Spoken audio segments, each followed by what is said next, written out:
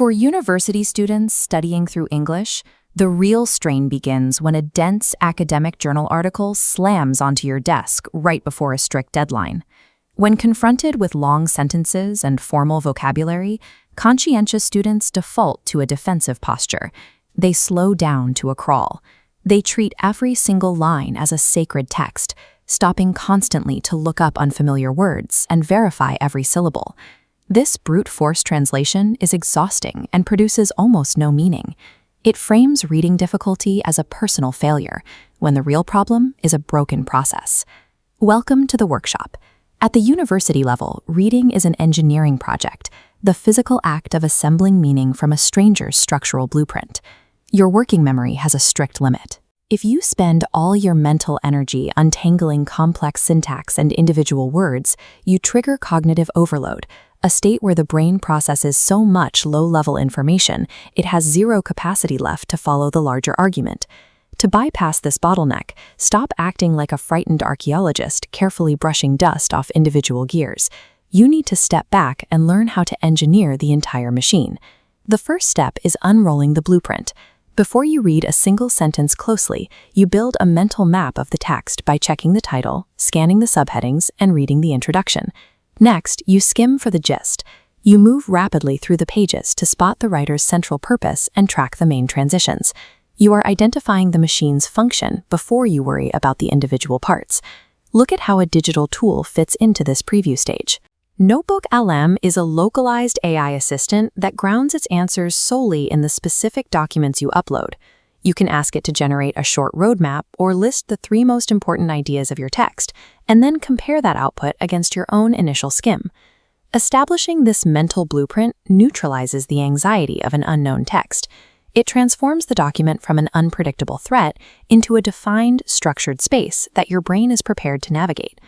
When you move into the deep reading phase, you must resist the urge to break your momentum for every unknown word. Look at the surrounding sentences, check the tone, and use context clues to make an informed guess. Keeping your reading rhythm alive yields far better comprehension than stopping for a dictionary every 10 seconds. If you do get stuck, you can consult your digital partner, but you must adhere to the workshop's golden rule. Try first, then check. You must attempt to comprehend the passage using your own reasoning before you ask the machine for help. This strategy turns passive decoding into an active investigation. Pause after reading a dense section and ask, what is the primary claim here? Formulate your own answer, then use NotebookLM to confirm if your logic holds up. As highlighted here in the source text, you can test your understanding through chunked summarizing. Stop after a meaningful unit of text, look away from the page, and try to state the main point from memory. Asking the AI to summarize that same section provides immediate feedback, training your judgment on what information actually matters. Forcing yourself to guess and summarize before asking for the answer prevents the AI from becoming a crutch. It transforms the tool into a diagnostic sounding board that builds your independent ability to handle complex English. NotebookLM also offers audio overviews and review features to reinforce your knowledge. These are highly effective for cementation, but only after you have directly read the source material. Listening to a summary instead of doing the work creates a false illusion of study without any actual growth. To make these habits stick, you need a repeatable system. A realistic 30-minute routine involves 3 minutes of previewing, 3 minutes of skimming, 12 minutes of reading and questioning, 5 minutes of summarizing and checking your work, and a final short audio review. Establishing this precise routine eliminates decision fatigue. You never have to wait to feel motivated or in the mood to study. You sit down, run the sequence, and the method carries the weight. When you run this system consistently, unfamiliar vocabulary stops triggering panic. Your summaries become clear and accurate. Dense academic articles stop looking like impenetrable walls and start looking like workable problems. Through it all, the guiding principle remains the same. You let the artificial intelligence support your reading process, but you never let it replace your reading process. Mastering high-level academic text is a mechanical skill, not a magical talent. Once you learn to engineer the process, you can dismantle and understand any text the university throws your way. Today, we are diving into something I think we've all felt: the real struggle of academic reading. We're going to talk about how to turn that super frustrating experience into a skill that you can actually manage and, even feel good about. You know that feeling, right? You've got an article or a chapter from a textbook.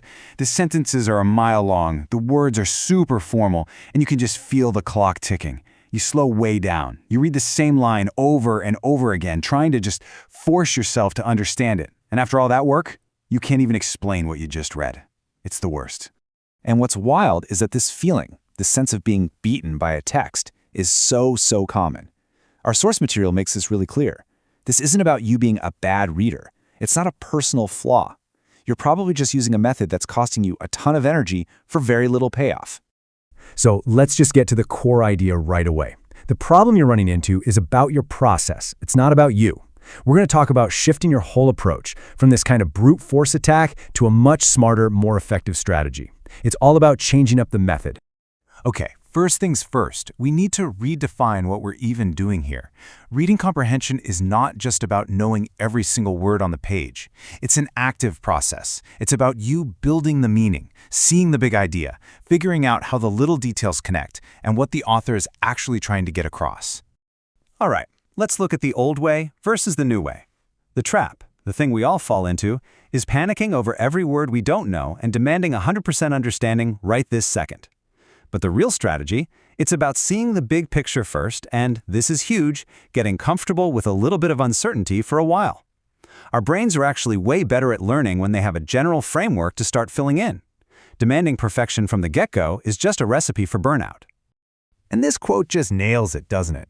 When you're obsessed with every single word, every single tree, you totally miss the meaning of the whole paragraph, the whole argument. You miss the entire forest. Good readers, they know how to step back and see the whole landscape. Okay, so how do we get there? How do we build that skill? Let's get into the solution, a really simple 3-step strategy. Think of it as a toolkit that anyone can use to start reading more effectively. And here it is. It's just 3 simple actions. First, you're going to preview the text to build a mental map. Second, you'll skim it to find the main point, the gist. And third, you'll question the text as you read to keep yourself actively in the game. Okay, let's break down step 1, preview. All this is a quick glance at the title, any headings, and the introduction. Why bother? Because our brains are basically prediction machines. When you give your brain a little structure up front, it can start to anticipate what's coming next, and that makes processing all the details so much easier. You're basically building a mental map so you know where all the information is supposed to go. Step 2 is skimming. Now, this isn't lazy reading, okay? It's strategic. It's rapid reading just to get the general meaning. You're trying to figure out the text's overall direction.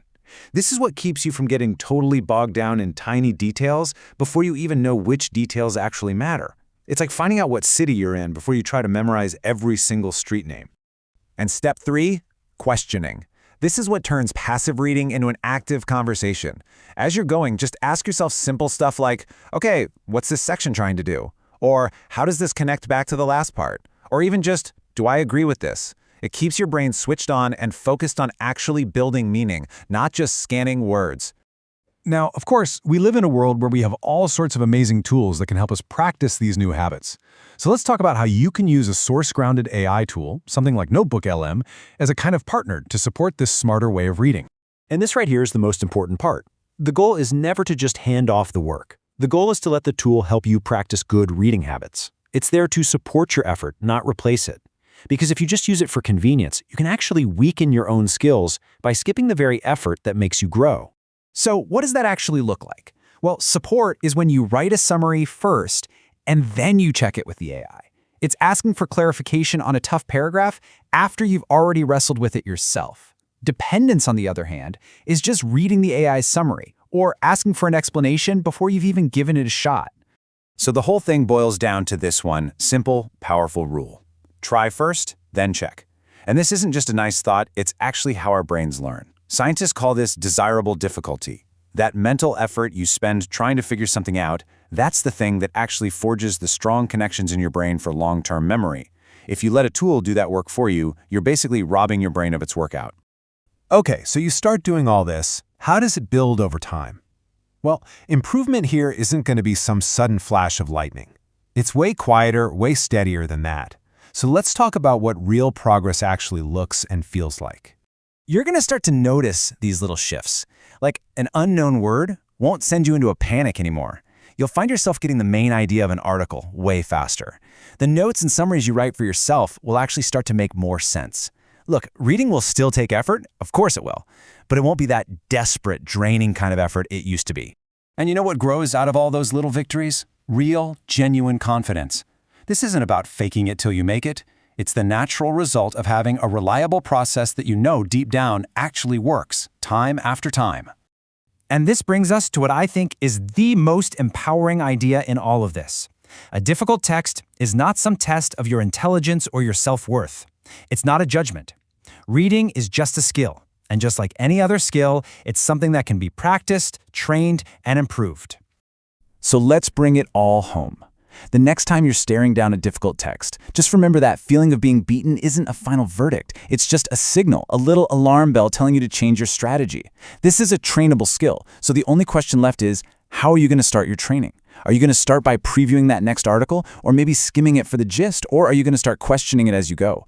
Pick one and turn your next reading assignment from a test into a practice session.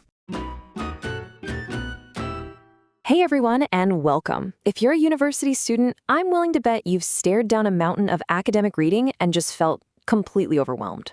Well, today we are going to dive into a paper that gives us a whole new way to look at that struggle. It offers some fantastic practical advice, and it starts by talking about a feeling that honestly is all too common. Oof, sound familiar? You spend hours, literally hours, hunched over a textbook. You put in all the effort, you're trying your absolute best. But at the end of it all, you just feel like you lost a fight. It's this super frustrating feeling, and it's the exact problem we're going to unpack today. So let's get right into it. Why does academic reading feel so uniquely difficult? I promise, it's not just you. Reading at this level is a totally different beast from other language skills, and understanding that difference, that's the first step to conquering it. Just think about it for a second. When you're speaking or listening, it's social, right? It's interactive, you get feedback, you have way more control. But reading is solitary. It's just you, alone with someone else's super complex ideas. And let's be real, you're probably doing it late at night when you're already tired and stressed about a deadline. There's no friendly tone of voice to help you out. It's just you and the page. This right here, this captures that moment of dread perfectly, especially if you're studying in a second language. You open the article, and it just looks like a wall of text. The sentences are a mile long, the words are super formal, and you can practically hear that clock ticking in the background, just reminding you of everything else you have to do. The pressure is huge. So what happens then? Well, it leads to this really frustrating paradox. You'd think the answer to a tough text is just to work harder, right? Slow down, be more careful. But that's where the nasty little twist comes in. And this is that frustrating loop. You hit a tough sentence, so being a good student, you stop, you look up the word you don't know, then you go back, you reread the sentence a couple of times just to make sure you got it, and by the time you've done that, the entire point of the paragraph has just vanished. You've been staring so hard at one tree, you've completely lost sight of the forest. And that right there is the nasty little twist in a nutshell.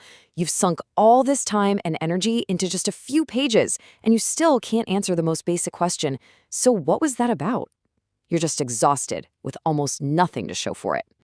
And this is where it really hurts. This is the emotional toll. When all your hard work gets you nowhere, it's so easy to think that you're the problem, that you're just not a good reader. You start to believe that it's a personal flaw, not a problem with your method, and that is just so discouraging. Okay, but here's where the story changes, because there is some seriously good news here. Reading comprehension isn't some kind of magic talent you're either born with or you're not. It's a skill, and just like any other skill, it's something you can get better at with the right strategies. Seriously, let that sink in for a second. The issue isn't your intelligence. It's not about effort. It's that the approach most of us fall back on, that slow, perfect, word-by-word grind, is just not effective. It costs way too much energy for way too little reward. I absolutely love this metaphor because it's perfect. It captures that old way of thinking so well. This idea that you're so scared of missing one tiny little detail that you never actually step back to see the incredible thing you're uncovering. So what's the big mindset shift we need to make? It's all about moving from local to global understanding. Weaker readers get stuck right here, at the local level, obsessing over one word, one sentence. But stronger readers, they're okay with a little bit of uncertainty. They know they don't have to understand everything perfectly the first time. They just keep moving, picking up clues, and building that big picture meaning as they go. They trust the process. Okay, so if we need to change our habits, how on earth do we actually do that? Well, this is where modern tools can be a real game changer, not as a cheat code, but as a kind of partner or a coach to help us practice these better strategies. So the paper talks about a tool called NotebookLM, and the key phrase here is source grounded. What that means is you upload your actual readings for your class, and the tool only works with that document. It's not searching the whole internet. It's designed specifically to help you go deeper into the text that you need to understand. But here's the catch. Everything depends on how you use a tool like this. The wrong way is to just outsource the work, right? Just ask it for a summary and call it a day. That's a trap that leads to weak learning. The right way is to use it for support. Think of it as a tool that makes good habits, like previewing a text or asking good questions, easier to do so that you become the stronger reader. Which brings us to the golden rule. It's simple. You go first, always. You try to summarize a section on your own, then you ask the tool for its summary and you compare. You try to guess the meaning of a passage, then you ask for a simplified version. This keeps you in the driver's seat. You're building your skills, and the tool is just there to help. So what does this look like in practice? Well, you could use it to get a quick roadmap of the reading before you even start, or to help you spot the key arguments, or, and this is a big one, to rephrase a really dense paragraph into simpler language. It's all about making the process smoother, so you can focus on the real work of understanding. And really, this is the ultimate takeaway here.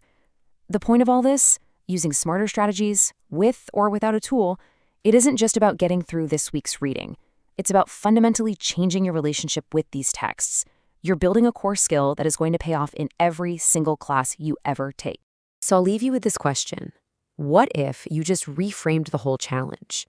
What if that dense article sitting on your desk isn't a test of how smart you are, but it's just a workout for your brain? A chance to practice a skill that, with the right approach, you can absolutely master. All right, let's talk about something that pretty much every student runs into, staring at a dense, difficult textbook and just feeling completely overwhelmed. Today, we're going to break down how you can read smarter, not just harder. You know the feeling, right? You've read the same page 2, maybe 3 times. Your eyes are moving across the words, but absolutely nothing is sticking. It's so frustrating, and it's easy to start thinking, man, maybe I'm just not getting this. But what if I told you the problem isn't you, it's your approach? So that brings us to our first big idea, what I call the reading comprehension trap. This is that vicious cycle where the harder you try using the same old methods, the more confused you get. Let's dig into why that happens. I bet this looks pretty familiar. You open the book and you're hit with these long, formal sentences. Words you've never seen before start piling up. So what do? You do what any good student would. You slow way down. You look up every single word. You read that one really confusing sentence 5 times, trying to just force it to make sense. And this is the part that just crushes you, right? After all of that grinding, all of that effort, you still feel like the textbook won and you lost. This quote just nails that feeling of putting in all the work for almost no reward. So, listen, this is the most important thing I'm going to say today. If this is you, it is not a personal flaw. You're not dumb. You're not lazy. It is a process problem. You're using a strategy that burns a ton of energy but creates very little actual understanding. Okay, so let's get right to the heart of that broken process. It all starts with this huge misunderstanding that we're going to tackle in our second section, the vocabulary myth. You know, a lot of us just assume that this is true. We figure, hey, if I just knew what all the words meant and I was patient enough, I'd get it. It makes sense on the surface, but honestly, it's a total trap. And here's the proof. I know you've had this happen. You read a whole paragraph, you know every single word in it, but at the end you're just like, what did I just read? That single experience proves that real understanding is way, way more than just knowing words. So this is the big shift in thinking we need to make. The myth says you have to know all the words and that every unknown word is a 5-alarm fire. The goal is this impossible perfect certainty. But the reality? It's about constructing meaning. It's about realizing some words matter more than others. And your goal isn't perfection, it's understanding the text as a whole. This brings us right to our third section, building meaning, not words. This is all about learning to shift your focus, to stop staring at the individual trees so you can finally see the whole forest. So, let's get a new definition for our goal. Reading comprehension isn't just about passively recognizing words. It's an active process of building meaning. You're like a detective. A single word is like a single fingerprint, kind of useless by itself. But when you start connecting it to all the other clues, you start to see how everything links together to tell a story. So what does constructing meaning actually look like? Well, it's a bunch of very specific things. You're constantly asking questions. What's the main idea here? How does this detail support that idea? How does this paragraph connect to the last one? Is this a cause or is it an effect? Oh, here's an example. You're always actively poking and prodding the text, figuring out what each piece is doing. And this is just the perfect way to describe the old, frustrating way of reading, when you get stuck on every single word, demanding to understand it perfectly before moving on. You are literally staring so hard at one tree that you have no idea you're even in a forest. You completely miss the big picture. Here it is, one of the biggest differences between struggling readers and strong ones. Strong readers have a superpower. They are totally okay with being a little confused for a while. They trust the author in the process, they keep reading, picking up clues, knowing it'll probably make sense later. Weaker readers panic. They demand certainty right now, and that's when they get stuck and lose the main point of the whole text. So what happens when you actually make this change in your head? Well, that's our final section, reading with new eyes. Because this mental shift doesn't just change your grades, it changes your entire relationship with reading. And this is where you really feel the difference. That dense chapter stops feeling like a minefield, where every new word is a trap waiting to blow up your understanding. Instead, it becomes a puzzle. A hard puzzle, maybe, but a puzzle you know has a solution. A problem you can actually solve. And look, improvement isn't some huge lightning bolt moment. It's quiet. You'll just notice one day that an unknown word doesn't send you into a panic anymore. You'll realize you're getting the main idea of a section much faster. Your notes start making more sense. And suddenly, speaking up in class isn't so terrifying. Reading will still take work, for sure, but that feeling of desperation starts to fade away. And that is how you build real, solid confidence. It doesn't come from just wishing you were more confident. It comes from having a better process, a set of tools that you know you can rely on. Every time you successfully work your way through a tough text, you're building that confidence for the next challenge. So really, it all boils down to this one simple question. The next time you sit down to read something tough, ask yourself, is my goal right now just to figure out what the words mean? Or is my goal to build understanding? Choosing to be a builder, not just a decoder, well, that's going to change everything for you. Hey there, have you ever opened a textbook or journal article for university and just stared at it? Like you were trying to decode some ancient, forgotten language? Well, if that sounds familiar, you're in the right place. We're going to get into exactly why academic reading feels so incredibly heavy and what's really happening inside your brain when you hit that wall. Oh man, we have all been there. You open the page, you're ready to learn, and bam, you're hit with this solid wall of text.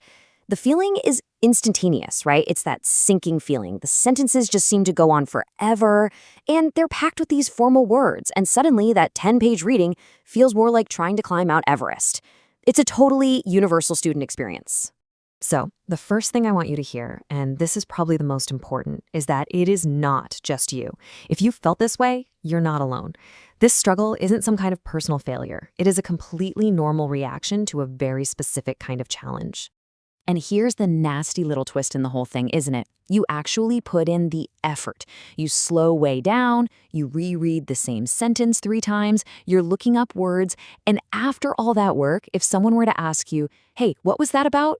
You'd probably struggle to explain it. It just feels like the text completely defeated you, and that is one of the most frustrating feelings in the world. Okay, so this is a really crucial point. A lot of us take this struggle and we internalize it. We start telling ourselves, I'm just a slow reader, or I'm just not smart enough for this. But the reality? It's so much more empowering. The problem isn't you, it's your process. The method you're using is costing you way too much mental energy for the tiny amount of meaning you're getting back. So let's play detective for a minute. Let's actually break down the anatomy of why this is so difficult. It really comes down to three key factors that are all working together to make these texts such a huge challenge. All right, first up, the language itself. Let's be honest, academic writing is its own beast. It is jam-packed with these dense noun phrases, incredibly long sentences, and really abstract ideas. It's all designed for precision, not for being an easy, breezy read. And that formal tone, it offers zero sympathy for a tired brain. Next, we've got the issue of background knowledge. Think about it. When you're reading about a topic that's pretty new to you, your brain is forced to do two really hard jobs at the exact same time. It's trying to decode the complicated language, and it's trying to learn brand new information from scratch. The ideas just have nothing to stick to in your memory, so they feel slippery, almost impossible to grasp. And finally, let's just be real about the situation you're in. You're probably not reading in some quiet, cozy library with a cup of tea and all the time in the world. No way. You're reading when you're tired, you've got a deadline breathing down your neck, and you have like 3 other assignments you need to be worrying about. That pressure changes everything. So when these three things, the dense language, the lack of mental hooks for the new info, and the intense pressure, when they all combine, you get a perfect storm. And I love how the source material describes the pressure part. It says those other tasks are circling overhead like large judgmental birds. I mean, how perfect is that? So this perfect storm actually has a scientific name, and understanding it is the key to everything. It's called cognitive overload. So what is cognitive overload? It's basically the state your brain enters when it gets way more information than it can actually process at one time. Think of your mental energy like a budget. If you have to spend 90% of your budget just figuring out what the words mean and untangling the grammar, you've got almost nothing left over for the important stuff, like understanding the author's actual argument. And that is the chaos of cognitive overload. Your brain isn't tackling one problem at a time. It's desperately trying to fight every single battle at once. The vocabulary, the sentence structure, the new concepts, all of it. It is an absolute recipe for a mental shutdown. But here's the good news. Just being able to put a name to this experience is incredibly powerful. Seriously, once you can define the problem as cognitive overload, you can stop feeling hopeless and start feeling like you're in control. This one shift in thinking lets you completely reframe that internal story you tell yourself. So instead of thinking, I'm just a bad reader, you can switch to a new, much more accurate thought. My brain is experiencing cognitive overload. See the difference? This isn't an excuse. It's a diagnosis. It separates the problem from who you are. And that diagnosis, it changes everything on an emotional level. A difficult article stops feeling like some kind of moral judgment on your intelligence. It's no longer a sign you don't belong. Instead, it just becomes a structured, technical problem. A problem that can be solved with the right tools and the right strategies. And the fear starts to go away. So what does this understanding really give you? Well, for starters, it shifts the problem away from you and puts it on the process. It shows you why just trying harder isn't the answer. Using smart strategies is. It gives you a roadmap to read with purpose instead of panic. And that right there is the first real step to building back your confidence. So we'll leave you with this question to think about. You now understand the why behind the struggle. You get the dense language, the weak background knowledge, the pressure, and the cognitive overload it all creates. So the next logical question is, what if you could change the how? What if there were strategies that can make reading feel less like hitting a brick wall and more like solving a puzzle you actually know how to solve? Hey everyone, so if you're a university student, you know this feeling all too well. You're handling the classes, you get the lectures, the essays, you can manage all that. But the reading? Oh man, that's where things can get really tough. Today, we're going to dive into a totally new way to approach those dense academic texts, a way to read smarter, not just harder. You know the drill, right? You open up some journal article, the sentences are a mile long, the words are super formal, and you've got a deadline just breathing down your neck. So you slow down, you reread every single line, you try to just, force the understanding to happen, and at the end of it all, you just feel completely wiped out. Sound familiar? Yeah, I thought so. And this quote right here, it just nails that feeling of frustration perfectly. But it also highlights something really, really important. If this is you, it's not because you're a bad reader. It's not some personal flaw. What you're up against is a process problem. So let's just reframe this whole thing. this isn't just your problem. It's a challenge a ton of us face. And you know the great thing about a process problem? It means we can solve it with a better process. This right here, this is the key. This is the big shift in thinking we need. The answer isn't to just throw more hours at it, to stare at the same page until your eyes glaze over. Nope. The answer is to work smarter by getting a much better strategy. Okay, so let's get to the core idea. We're going to talk about AI tools, things like NotebookLM, but probably not in the way you're thinking. It's time to completely reframe how we see AI's role in our studies. Look, it is so tempting to just upload a PDF and ask the AI, hey, give me the summary. I mean, it's fast, it's easy, right? But the thing is, that kind of convenience, well, it has this nasty little side effect of making the exact skills you're trying to build, critical reading, analysis, weaker. So we're not looking for a replacement for your brain, we're looking for a partner for it. And this slide just lays it out so clearly. You've got two paths. On one side, you're a passive learner, outsourcing the work for a quick fix. On the other side, you're an active learner, using the tool to support your own hard work, which actually strengthens your skills and builds real lasting confidence. The choice is pretty obvious when you see it like this. So, how do we make sure we stay on that right path? Well, it all comes down to a really simple but incredibly powerful method that always keeps you in the driver's seat. This is it. This is the mantra. Write it down, stick it on your monitor, whatever you have to do. Before you ask the AI for anything, you have to wrestle with the text yourself. Your effort has to come first, every single time. This way, the tool is responding to you, not the other way around. So let's see how this works. It's basically a 3-step loop. Step 1, you try. You read a tough paragraph, you take a guess at what a word means, you try to jot down a 1-sentence summary. Step 2, you check. You ask NotebookLM to explain that paragraph in simpler terms or to define that tricky word. And step 3, you get stronger. That whole process is what builds the actual skill. And here's the best part. The real secret sauce. When you try first and then check, you almost always find out you understood way more than you thought you did. And that discovery, wow, that is such a powerful feeling. It's what starts to turn reading from this chore you dread into a challenge you know you can handle. Okay, so we've got the method down. Now let's see how we can apply it to a real strategy that strong readers use all the time. But, well, a lot of students just skip it. Previewing.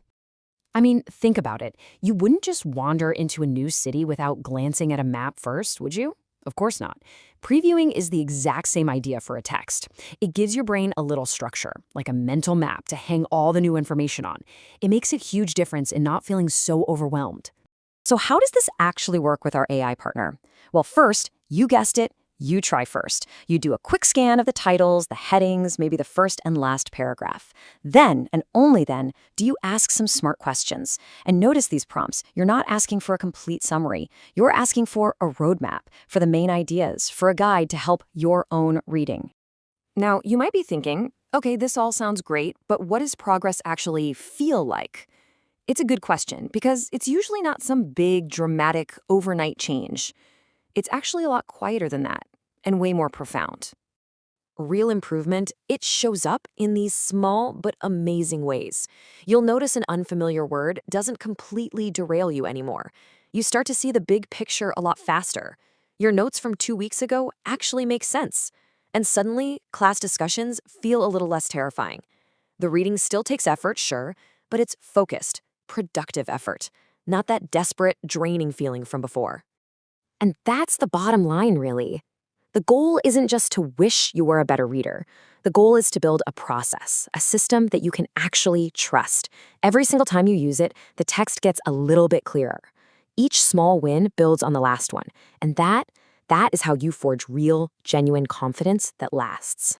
So ultimately, this whole approach is about putting you back in control. It's about making that shift from feeling beaten down by a wall of text to knowing you have the strategy and the partner to build understanding one page at a time. And that's a pretty great place to be. Have you ever opened a textbook or a dense article and just felt your brain kind of hit a wall? We've all been there. Well, today we're going to talk about a super simple strategy that can completely change the game for you. Man, this quote just says it all, doesn't it? It perfectly captures that feeling of putting in all this work, all this effort, and you still walk away feeling like you lost a fight with the page. But what if I told you the problem isn't your effort, it's your strategy? Let's just call this what it is, hitting the reading wall. You know, that moment you crack open a book and it just feels totally impossible to get through. And the feeling is so familiar, right?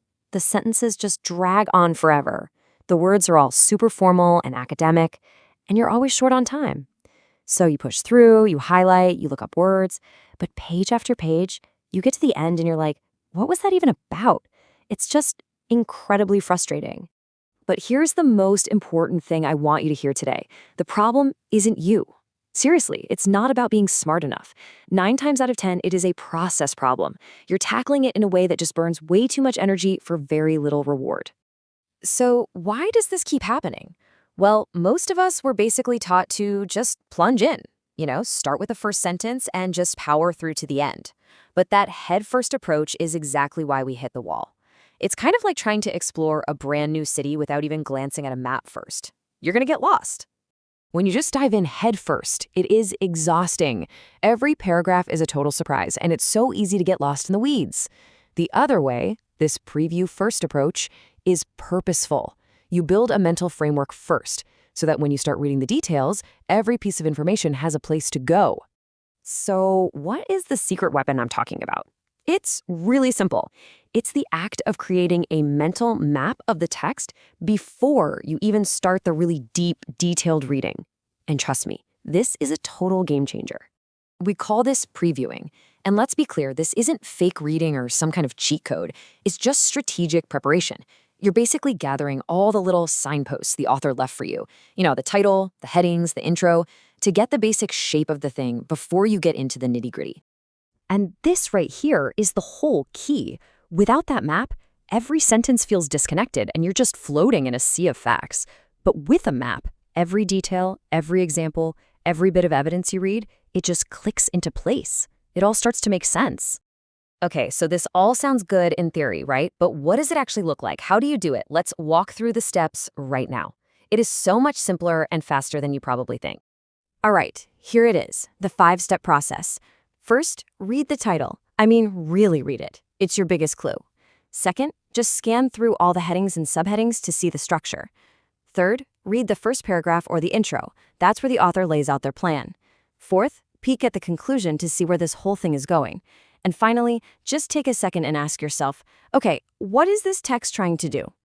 The best part is, these clues aren't hidden. They are right there on the page, just waiting for you.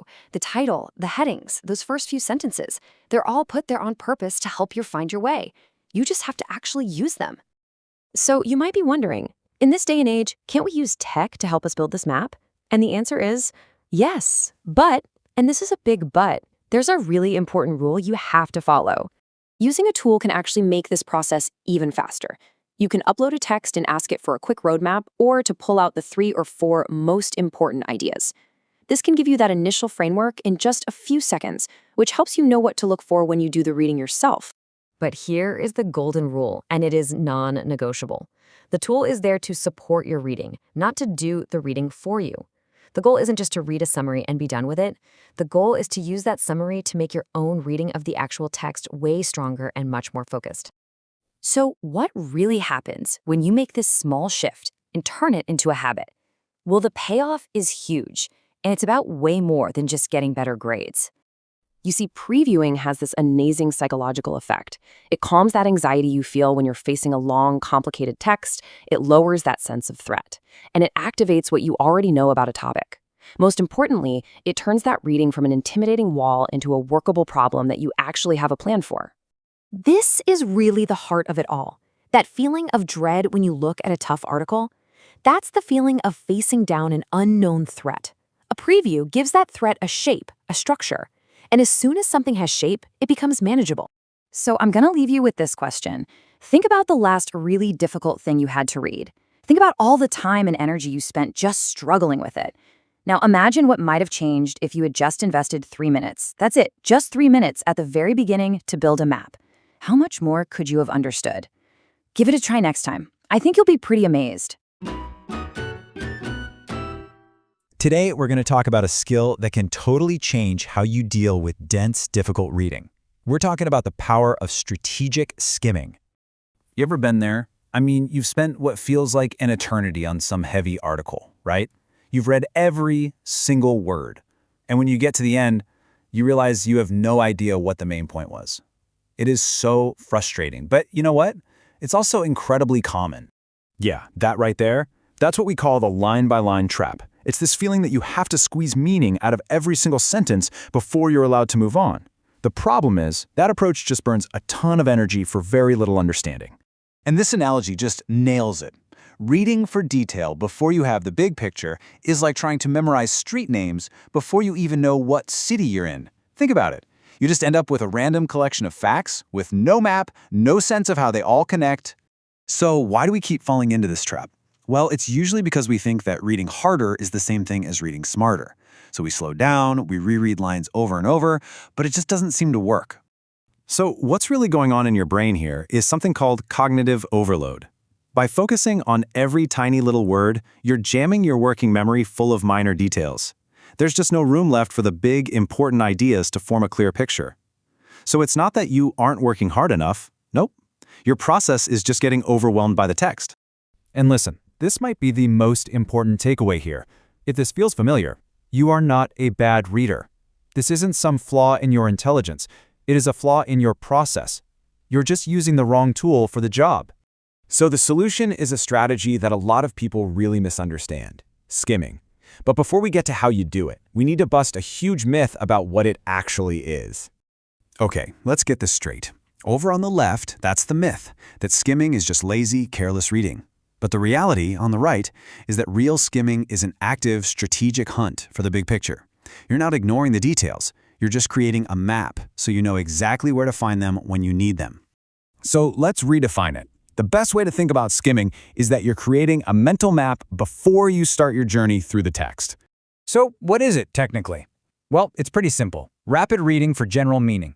The goal isn't to master every sentence. It's to quickly get the text's core argument and its overall structure.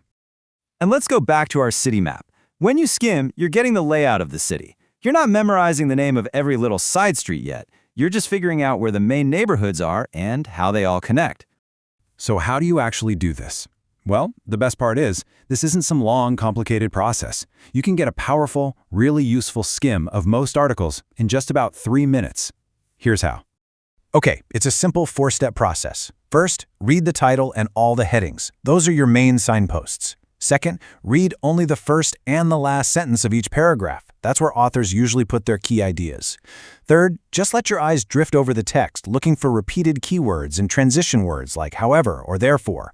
And finally, step 4, and this is the most crucial part: stop and try to state the main idea of the entire piece in one single sentence. But why bother with all this? What's the real payoff? I know it might feel like an extra step, but this little skim up front is what unlocks a much deeper and way more efficient reading experience later on. I just love this way of putting it. When you go back to read the text carefully, it's not a cold, intimidating first meeting. You've already seen the structure, you've met the major themes. Your deep read becomes a guided return to a place that already feels a little bit familiar. And the benefits are immediate. Your deep reading becomes calmer and faster. You'll actually understand the details better because you have a mental framework to put them in. But maybe the biggest change is emotional. It replaces all that anxiety and frustration with real confidence. So the next time you face a wall of text, don't just start climbing. Take 3 minutes to draw your map first. It's a small investment in your process that pays off big time in understanding. So, are you ready to map your next text? You know that feeling, right? You've been staring at the same page, reading the same sentences over and over again. You've spent so much time on it, but if someone asked you what it was about, you'd draw a blank. It's this super frustrating feeling, and if you're a student, you probably know it way too well. But what if I told you that struggle isn't actually a sign that you're failing? In this explainer, we're going to break down exactly why academic reading feels like such a heavy lift, and then we're going to arm you with real strategies to turn that frustration into focus. It's really time to start reading smarter, not just harder. Okay, so first things first, let's just understand what we're up against.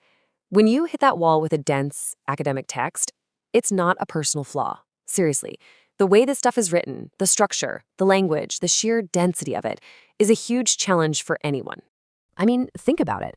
Academic reading is kind of the perfect storm. You've got these long, complex sentences, you have vocabulary that you'd never use in a normal conversation. The concepts themselves are often really abstract. And on top of all that, you've got a deadline ticking away.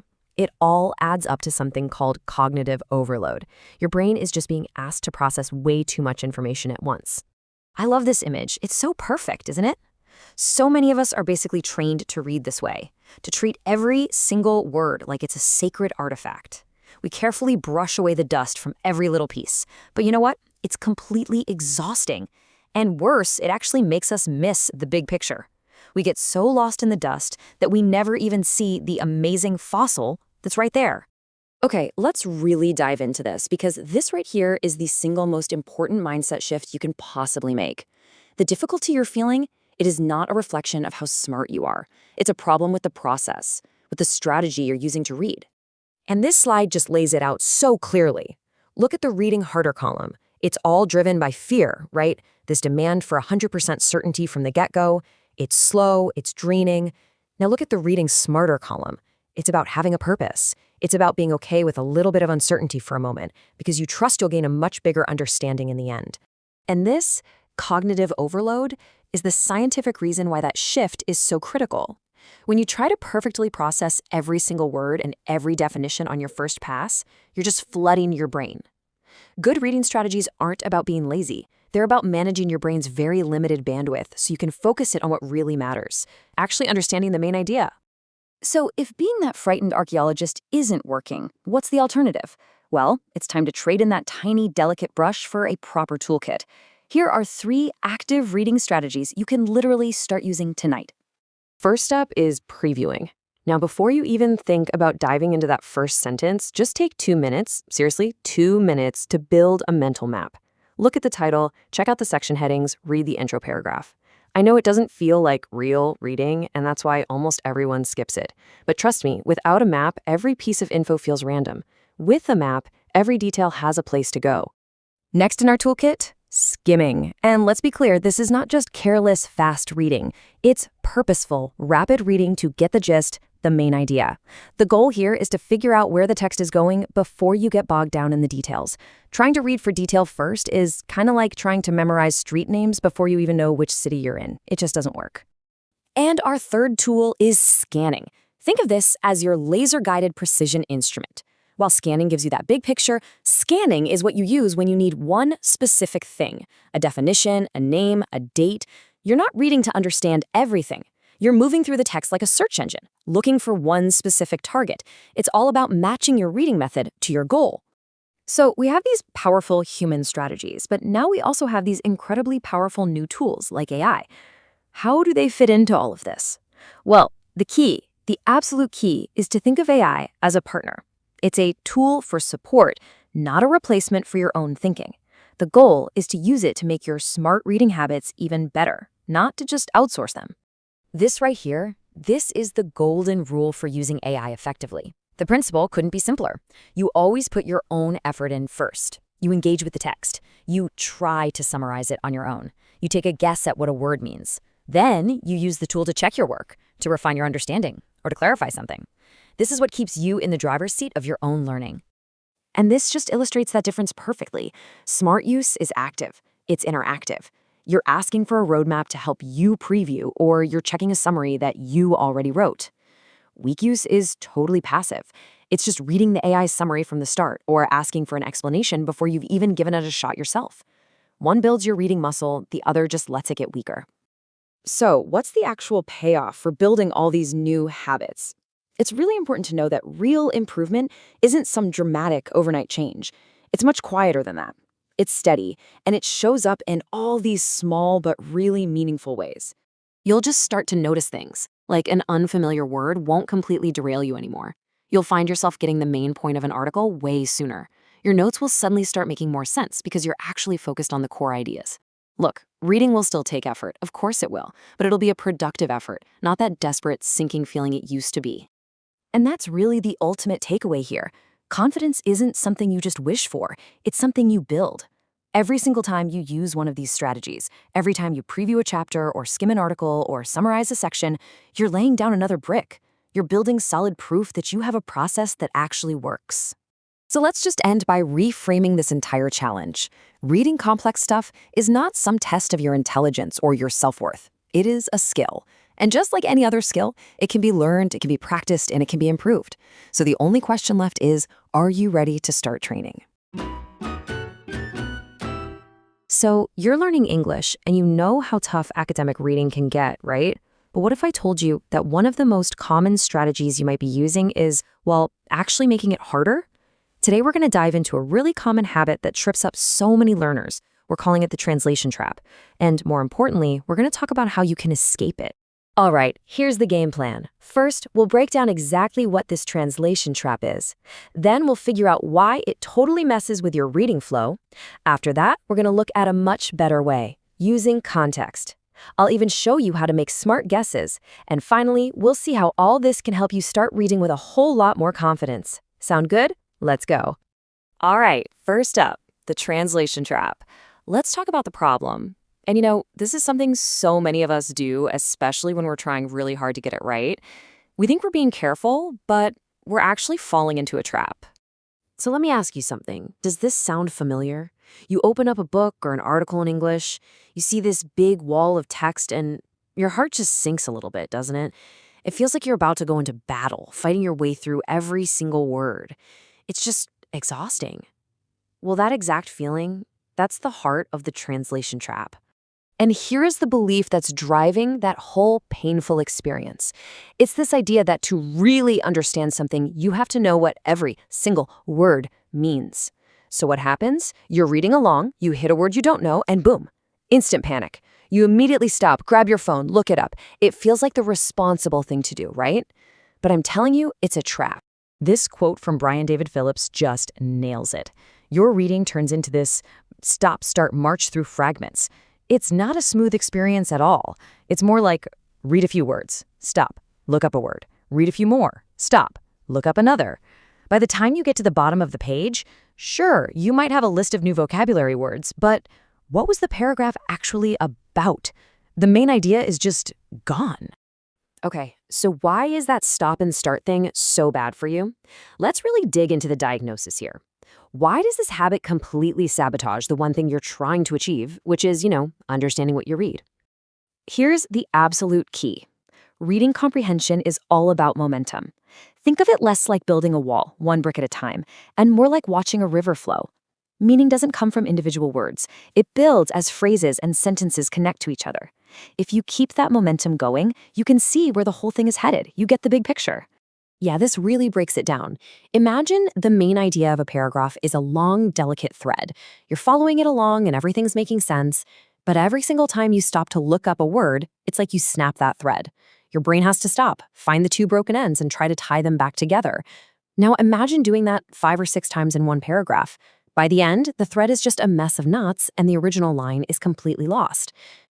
So, if stopping all the time is the problem, what's the answer? Well, let's talk about the alternative. It's a total shift in strategy, away from translating and towards something way, way more powerful. And here it is, plain and simple. The alternative is to stop translating and start making informed guesses using context. Instead of hitting the brakes, you learn to keep the momentum going by figuring out what a word probably means from the clues all around it. Honestly, this one skill is one of the biggest things that separates struggling readers from really fluent, confident ones. Now, let's be super clear. When I say guessing, I don't mean just, taking a wild shot in the dark. This is not reckless. Informed guessing is a real skill. It's about being a detective.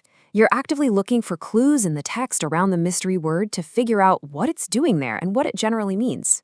And the best part? It's a skill you can totally learn and get better at. I love this quote because it completely flips the script on what it means to be a good reader. So many of us think we have to understand everything 100% all the time.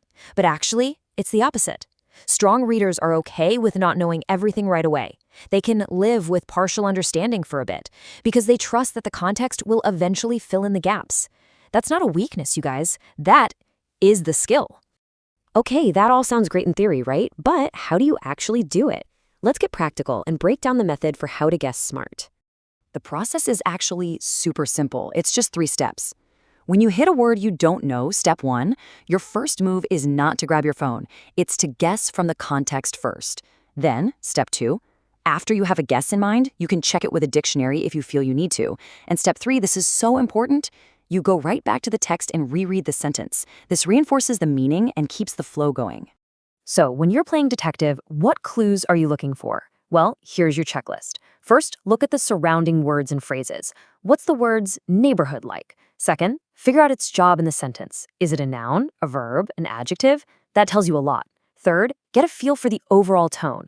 Is the author saying something positive or negative here? And finally, keep an eye out for giveaways from the writer, like when they give an example right after, or contrast it with something else. So, what's the payoff? What happens when you actually start practicing this new habit? Let's talk about the transformation, because it's a big one. I mean, look at this comparison. It says it all, right? The old way is all about panic. You hit a word, you stop everything, you translate it, and you completely lose the flow. But the new way, it's about staying in control. Instead of panicking, you just pause. Instead of stopping, you guess from context. You only check if you really need to, and most importantly, you keep reading. You keep that momentum. And over time, this new habit just melts away that panic. There's this great phrase in the source material that says, it makes reading feel less brittle. And that's so true, isn't it? That brittle feeling is when you're afraid that any single unknown word could just shatter your entire understanding. This new way makes you more flexible, more resilient. You realize, hey, I can handle a little uncertainty. It's not going to break me. And that brings us to the most important takeaway of all. I think for a lot of us, when we face a difficult text, it feels like a test of our intelligence. It feels like it's judging us, Am I smart enough for this? But it's not a test of your worth. Reading comprehension is not something you either have or you don't. It is a skill. And just like any other skill, you can train it, you can practice it, and you can get so much better. So think about that the next time you sit down to read. Are you there to take a test, or are you there to train a skill? So what if I told you there's a simple change you can make right now that will completely transform how you read? No, it's not about reading faster or memorizing more words. It's about changing the entire game, turning reading from something that just happens to you into an active, engaging conversation. Let's dive in. And this quote right here, this really gets to the heart of it. The difference between truly getting what you're reading and just, letting your eyes scan the page, it all comes down to this one idea. It's the difference between just drifting on the current and actually steering the ship. Oh, we've all been there, right? You're staring at the page, your eyes are moving back and forth, but your mind is a million miles away. Then you get to the bottom of the page, you look up, and you have that awful sinking feeling. You can't remember a single thing you just read. It's so frustrating, and it is the classic sign of passive reading. Yeah, this whole experience actually has a name, the reader's drift. It's that state where the text just becomes something you have to survive, not something to engage with. We're just moving our eyes across the page while our brain quietly checks out. But there is a super powerful way to wake it back up. Okay, here's the reframe that changes everything. Stop thinking of reading as a monologue, where some author is just talking at you from the page. Instead, I want you to start thinking of it as a dialogue, a conversation where you have a really active role to play. And how do you start any conversation? Well, you ask questions. And this breakdown just shows the difference so clearly. Look, on the left, you've got a monologue. You're just a receiver. You're waiting for the meeting to just happen, and your mind drifts. But on the right, you've got a dialogue. You're an active participant. You engage with the text, you construct the meaning, and because of that, your attention stays sharp and alive. It's all about that shift in control. So how do you actually start this conversation? Well, the great news is you don't need to be some literary scholar or a genius. All you need are a few simple but really powerful questions that act as your toolkit for engagement. Think of these as your entry points into the dialogue. Now take a look at these. These aren't high-level philosophical questions, right? They are direct, surgical tools for understanding. Asking something like, what is this paragraph mainly doing, forces you to figure out its purpose, or asking what evidence supports it makes you hunt for the logical backbone of the argument. This list right here. This is your active reading toolkit. All right, so knowing the questions is one thing, but actually using them consistently, that's the whole other side of the coin. The real power here comes from building a habit, a simple routine that makes this whole process feel second nature. Think of this routine as your workout plan for your brain. First, read a small chunk, a paragraph or a section. Then, and this is key, pause. Don't just keep plowing ahead. Stop and ask one of those questions from our toolkit. Now, step 3 is absolutely vital. Try to answer it yourself first. This is what keeps you in the driver's seat. Then, you can check your answer or reread to refine it. This process is what builds that muscle of comprehension. And here's one of the biggest immediate payoffs. Asking questions is like an early warning system. If you can't answer, what's the main point of this paragraph, you know immediately that you're confused. You don't have to wait until you've wasted 10 minutes reading in a complete and utter fog. You catch the drift the moment it even starts. So, what does all of this lead to in the end? Well, it's a fundamental transformation. You shift from being a passive victim of a difficult text to becoming an active constructor of its meaning. It's a truly empowering change in how you relate to information itself. This, right here, is the key takeaway. You stop being a bystander, just hoping that understanding will magically appear. Instead, you take control. You actively test your understanding, you check it, you build it. You are the one who makes the meaning happen. And what we're really talking about here is reaching a whole new level of maturity as a learner. See, active reading isn't just a clever trick, it's a core skill. It's the process of taking full ownership of your own understanding, which is just absolutely central to learning anything deeply. So, the next time you pick up an article or a textbook or even just a report for work, don't just read it. Start a conversation with it. The question isn't just what you're going to learn, but what kind of dialogue you're going to create. So what conversation will your next reading start? Hey everyone. So today we're going to tackle a problem that I think pretty much every single person listening has felt. It's that feeling of not remembering a single thing you just spent hours reading. We're going to break down a really simple but honestly powerful strategy to turn that frustrating experience into something that actually sticks. You know exactly what I'm talking about, right? You sit down, you're focused, you've got your highlighter, you read every single word. You get to the end of the chapter, you close the book, and then it's just a complete blank. It feels like the words went in your eyes and straight out the back of your head. It's so frustrating, and honestly, it's a totally universal feeling. We're calling this feeling the reading black hole. Because that's what it feels like, doesn't it? It's this void where all your hard work just seems to disappear, especially when you're up against those really dense, difficult academic texts. It can seriously make you feel like you're just not cut out for this stuff. And that's the really nasty part. This isn't about being lazy. You are putting in the hours. You're rereading sentences. You're trying your best to squeeze the meaning out of the page. But at the end of it all, you still feel like the text just won. It's exhausting. And this leads to a huge mental shift we need to make. The common belief we tell ourselves is, I'm just not a good reader. But the reality? That's almost never the case. It's a process problem, not a personal problem. You're not broken, your method is. So what's the broken part of that process? Well, it all comes down to this really critical difference between being a passive reader and being an active one. This is pretty much the core reason that reading black hole even exists. Okay, let's break this down. Over here on the left, you've got passive reading. This is when your eyes are moving, but your mind is kind of checked out. It feels productive, right? You're turning pages, but the memory you form is super weak. Now on the right, that's active reading. You pause, you think. It actually feels harder, and that's a huge clue, but the result is a much, much stronger memory. Our goal is to get you from that left column over to the right. Okay, so how do we do that? How do we actually become active readers? This brings us to the solution.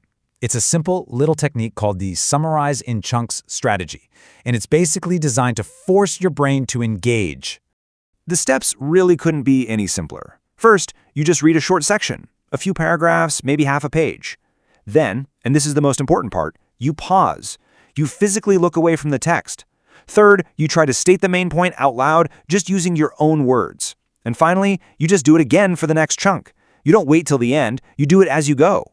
And this gets to the very heart of why this works. When you look away and you try to summarize, you're basically giving yourself a little mini quiz. And if you can't do it, that's not a failure. It's actually incredibly useful feedback. It's a signal in real time telling you, hey, that part didn't stick, so you know to review that little chunk again before you move on. Now, this isn't just some neat little trick. There is some serious cognitive science behind why this simple method is so incredibly effective for building memories that actually last. The key idea here is called active retrieval. See, when you look away and summarize, you are actively pulling that information out of your short-term memory. It's like doing a rep at the gym, but for your brain. That very act of retrieving the information tells your brain, hey, this is important. And that's what strengthens the memory and helps move it into long-term storage. This quote just says it all, doesn't it? We're so often taught to find the easiest way to do things. But with learning, that feeling of effort, that's not a sign you're failing. It's a sign that you're actually building a stronger memory. Just rereading a page feels easy because, well, it's not very effective. Active retrieval feels harder, and that's precisely why it works so much better. All right, so how do you make this a lasting habit? Because this isn't just a trick to use once, it's a skill. And as you start to train this skill, you're going to notice your whole relationship with reading starts to change for the better. Real improvement isn't some lightning bolt moment. It's actually a lot more subtle. You'll start to notice that hitting an unknown word doesn't send you into a panic. You'll find yourself grasping the main idea of a section way faster. The notes you take will actually make sense when you look at them a week later. And pretty soon, reading starts to feel less like hitting a brick wall and more like solving an interesting puzzle. And that, really, is the whole point. For way too long, we've treated difficult reading like it's some kind of test of our intelligence or our worth. It's not. It is a skill. And just like any other skill, with the right process and a little bit of practice, you can get so much better at it. So the real question isn't whether you're a good reader. It's what else you can achieve once you learn how to stop letting the text beat you. Hey everyone, and welcome. So, have you ever found yourself staring at a super dense academic article, your eyes just kind of glazing over, and you're thinking, there has got to be a better way to do this? Well, if that's you, you are in the right place. Today, we're going to break down how you can turn that totally frustrating experience into a real skill. We're going to get into how you can read smarter, not harder. Let's do this. I mean, does this sound familiar? I think for a lot of us, it's almost painfully relatable.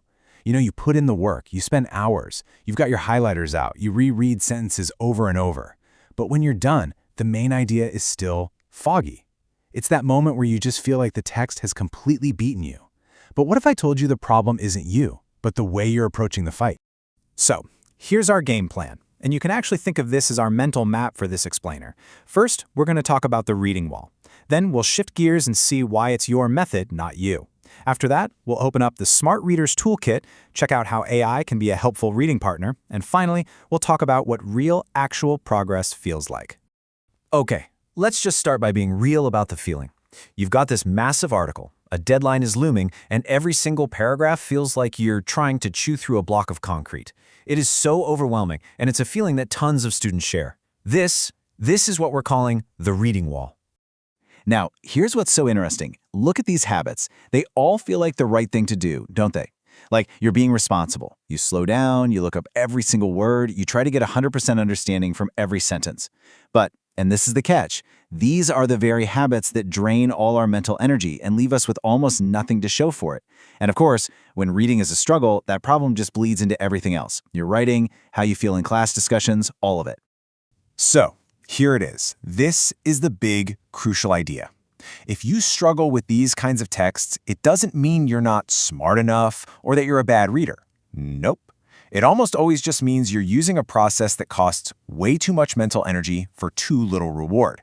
And that's a total game changer, because a process problem, that's something you can actually fix. Okay, so if the issue is the method, then the solution is to change the method, right? Simple as that. This next part is all about making that pivot, getting away from that brute force, exhausting way of reading and moving toward an approach that's more strategic and just plain smarter. And this just lays it out so perfectly. Look at the difference. On the left, you've got hard reading. That's when you're staring so intensely at one single tree that you totally miss the entire forest. It's exhausting. But on the right, smart reading is all about getting the layout of the forest first. It's about being okay with a little bit of uncertainty, trusting that you'll fill in the details later, and most importantly, keeping your eyes on the prize, the main idea. And there's actually a name for that feeling of being completely swamped. It's called cognitive overload. Think about it. Your brain is an incredible machine, but it has its limits. When you force it to decode tough vocabulary, figure out complicated sentences, and follow a huge, complex argument all at the exact same time, it's going to crash. Smart reading strategies are all about preventing that crash by organizing the work. So how do we stop that from happening? Well, you use the right tools. We're about to open up the toolkit and look at the actual practical strategies that strong readers use, a lot of times without even thinking about it, to make sense of really difficult material. This is your step-by-step guide. All right, tool number 1 is previewing, and honestly, this one is huge. It's like looking at a map before you start a long road trip. You just take a minute to read the title, the headings, the intro, the conclusion. You're basically giving your brain a mental shelf to put all the new information on. When you do this, the text goes from being the scary, unknown territory to a landscape that actually has some familiar landmarks. Next up, let's get clear on 2 kinds of fast reading, skimming and scanning. Think of skimming as flying high above the landscape to get the general layout. You're just looking for the gist of it. Scanning, on the other hand, is when you know exactly what you're looking for, like a specific date or a name, and you're zooming in like a hawk to find just that one thing. Knowing when to skim, when to scan, and when to read deeply is a true superpower. And now for the main event, actually reading the text. But we're going to do it actively. So 3 things. First, fight that urge to stop for every single word you don't know. Try to guess from the context so you don't lose your flow. Second, ask questions as you go. Turn it into a conversation. And third, and this might be the most important part, every so often just pause and try to summarize what you just read in your own words. If you can't explain it simply, you probably haven't quite gotten it yet. So these strategies are awesome. And guess what? We have modern tools that can actually help us get better at them. This is where something like Google's NotebookLM can come in handy. But, and this is a big but, the key is to use it as a smart partner, not as a shortcut to skip the work altogether. This right here, this is the golden rule for using any AI reading tool. You have to put in the effort first. You try to summarize the paragraph, then you ask the AI to check your summary. You try to figure out a tough section, and then you ask for clarification. Why?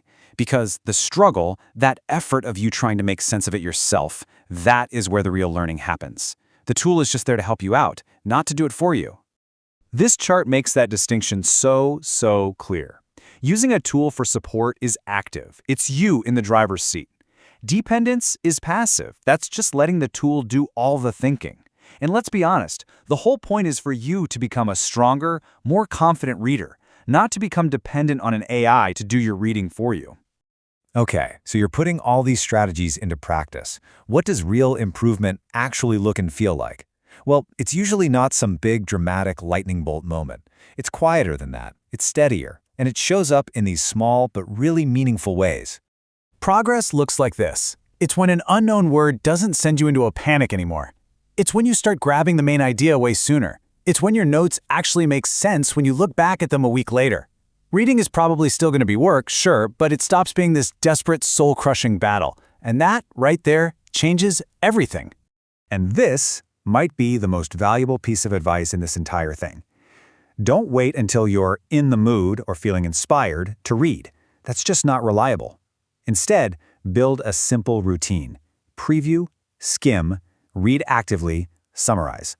A good process that you practice over and over will get you through even on days you're feeling tired or unmotivated. That consistency, that's where the real growth happens.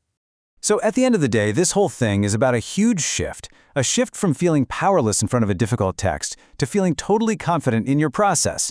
It's about trading in all that anxiety for a solid method. The goal isn't just to survive your next assignment, it's to become a more capable, more confident reader for life.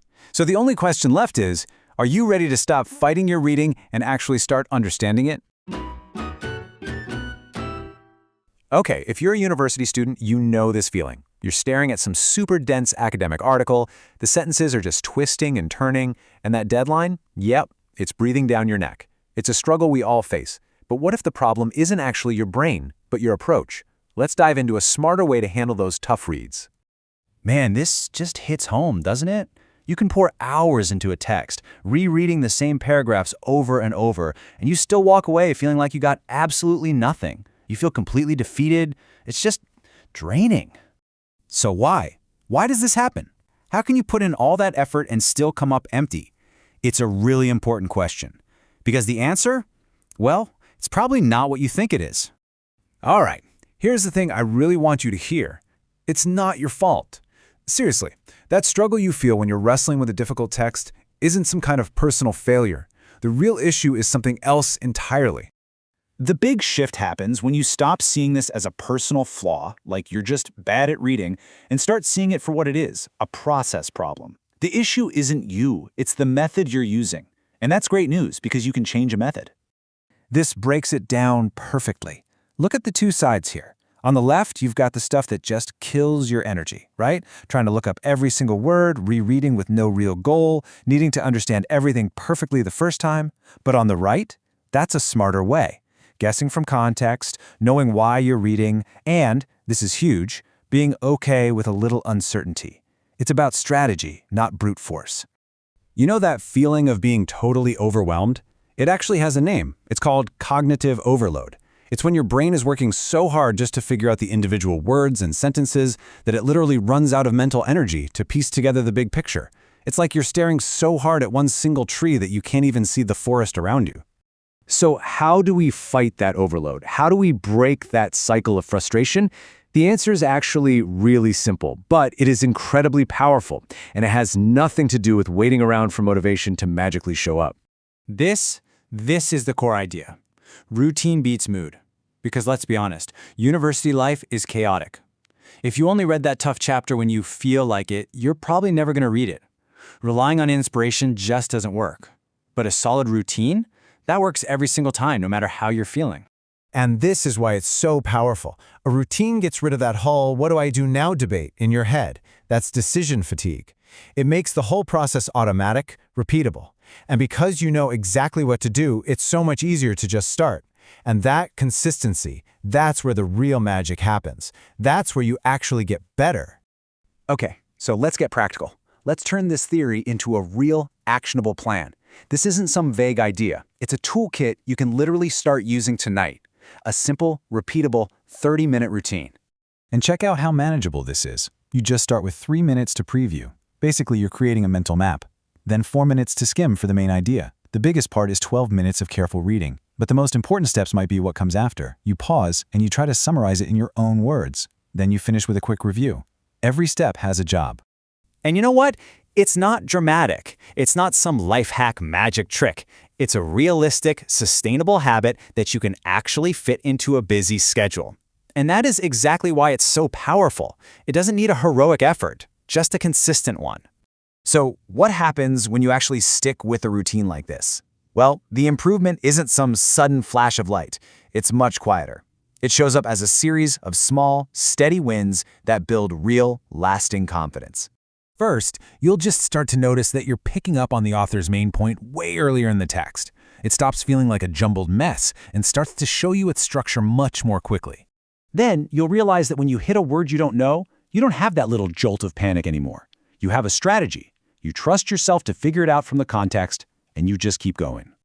Oh, and you'll find that when you look back at your notes a week later, they're not just a bunch of random quotes. They actually make sense. They're a coherent summary of the ideas you read about. And this one is a game changer. You'll walk into your classes feeling way more prepared and a lot less intimidated. You actually have ideas to contribute because the reading isn't just a blur anymore. Your confidence just grows. Ultimately, it all comes back to this.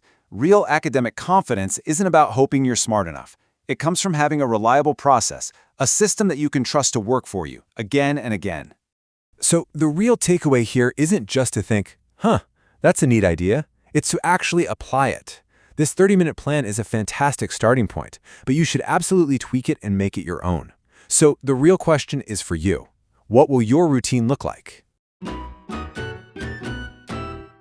All right, let's be real. Have you ever been there, staring at some super dense academic article, and you can just feel the pressure building with every long sentence and word you don't know? Yeah, you are definitely not alone. Today, we're going to dig into a really powerful new way to tackle that kind of tough reading. And it's not about working harder, it's about working smarter, with a little help from an AI reading partner. You know, this quote just hits it right on the head. Students can work hard and still feel as though the text has beaten them. That is exactly the feeling, isn't it? It's that moment when you've sunk like an hour into just a couple of pages.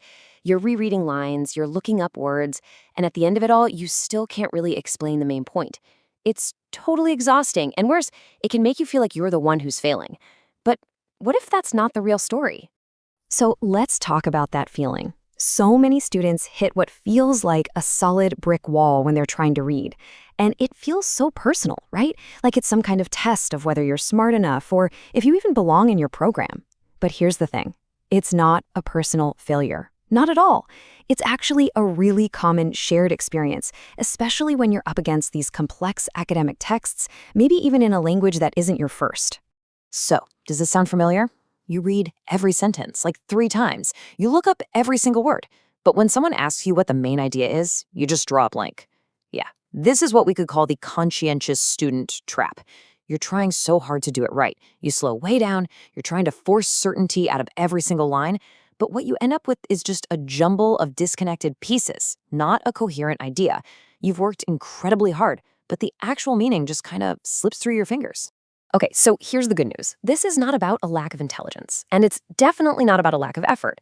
It's actually a problem with the process. The strategies that we tend to fall back on when we're feeling the pressure, well, they're often the very things that make reading more draining and way less productive.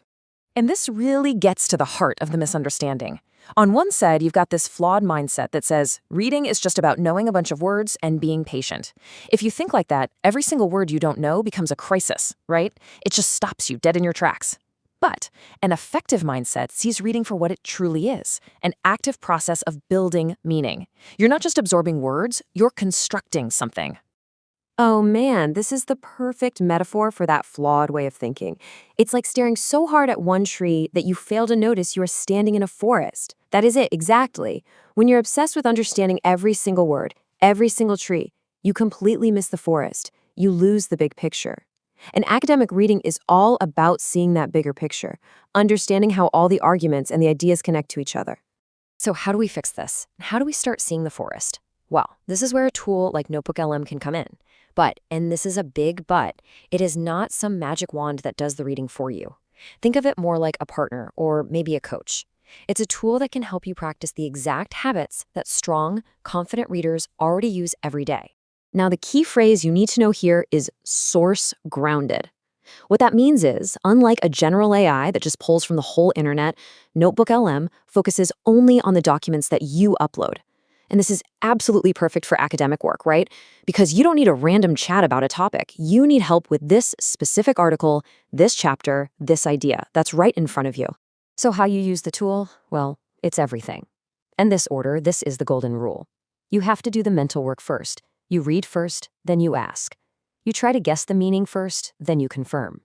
You try to write a summary first, then you compare. This whole process keeps you, the student, in the driver's seat. You're the one building your own comprehension skills. The AI is there to respond to your effort, not to replace it.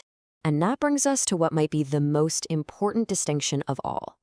Are you using this tool for support to get stronger, or are you using it for dependence, letting your own reading muscles get weaker?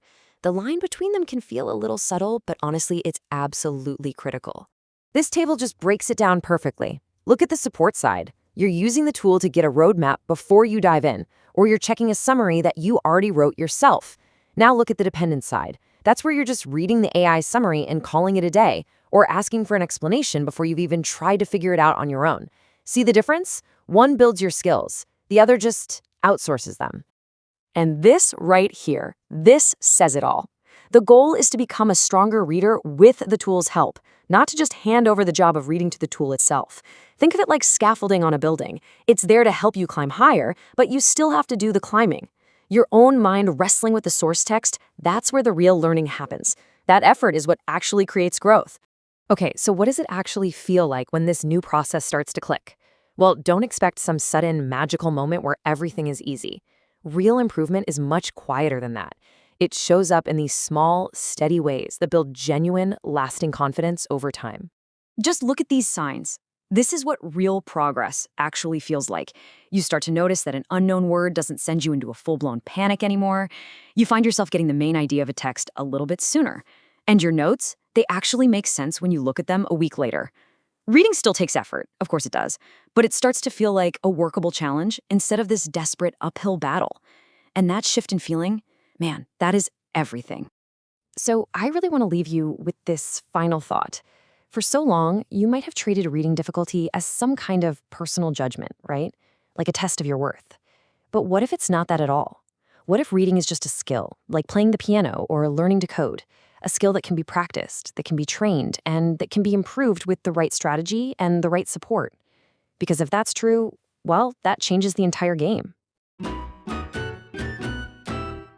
Okay, let's dive right in. We are going to break down a super practical, repeatable weekly plan for tackling any difficult academic text you're up against. The whole point here is to give you a reliable process, a system you can use every single time a dense reading lands on your desk.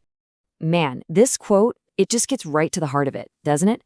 It's that awful feeling of putting in hours and hours of work, of just staring at a page and still walking away feeling totally defeated.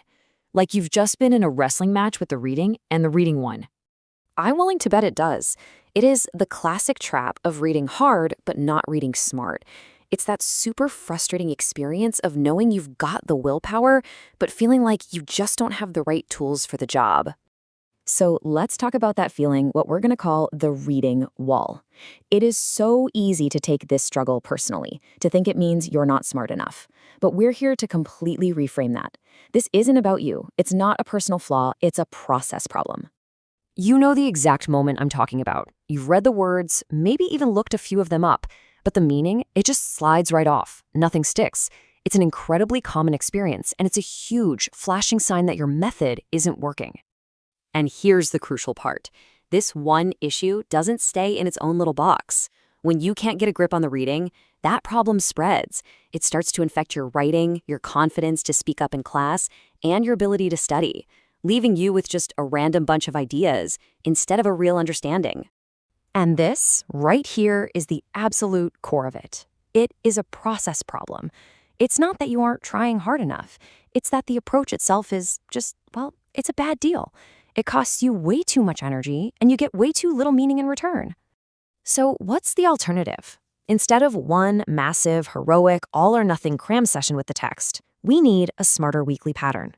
This is all about shifting from brute force to a strategic, structured approach that actually builds your understanding over time. This comparison just lays it all out, plain and simple. On the left, you've got the painful method, where you're basically just relying on brute force and hoping you feel motivated. On the right, you've got the pattern method, which is all about strategy and having a routine. It's a total mindset shift. So here's the guiding principle. Instead of trying to conquer the text in one go, you make multiple, purposeful contacts with it all week long. Each time you touch the text, you have a specific job to do, which makes the whole thing way less scary and way more effective. All right, let's get into the mechanics. This is the step-by-step 7-day plan you can literally start using this week. We're going to break down exactly what to do day by day. This is our roadmap for the week. See the flow here? It goes from a big picture overview to a deep and active engagement, and finally, to using what you've learned. It's a logical path designed to build your understanding layer by layer. So let's start with day 1. Day 1 is all about reconnaissance. Before you even think about reading for all the little details, your job is to just create a mental map of the text. You have to know the landscape before you try to navigate through it. So on day 1, you're not really reading, you're investigating. You're glancing at headings, reading the introduction, skimming for the big idea. Then, and this is super important, you force yourself to write down what you think the main point is. This little act of prediction gets your brain warmed up for the deeper reading that's coming. Okay, now we get to the main event, the core reading phase. But notice that word, engage. This is not passive. This is not just letting your eyes glaze over and move across the page. This is active conversational reading. Over these 2 days, you're really wrestling with the text. You're reading carefully, sure, but you're also guessing, you're questioning, you're marking down what's confusing. This whole process turns reading from a one-way lecture into a two-way dialogue, and that is absolutely essential for real comprehension. Look, reading is just the first step. Making that information actually stick in your brain is the real goal. So days 4 and 5 are all about locking in what you've learned and turning that fragile short-term understanding into something durable. So on day 4, you summarize. The act of putting big ideas into your own words is maybe the most powerful test of understanding there is. Then on day 5, you practice active recall. Can you explain the argument from memory? This is the workout that builds that intellectual muscle.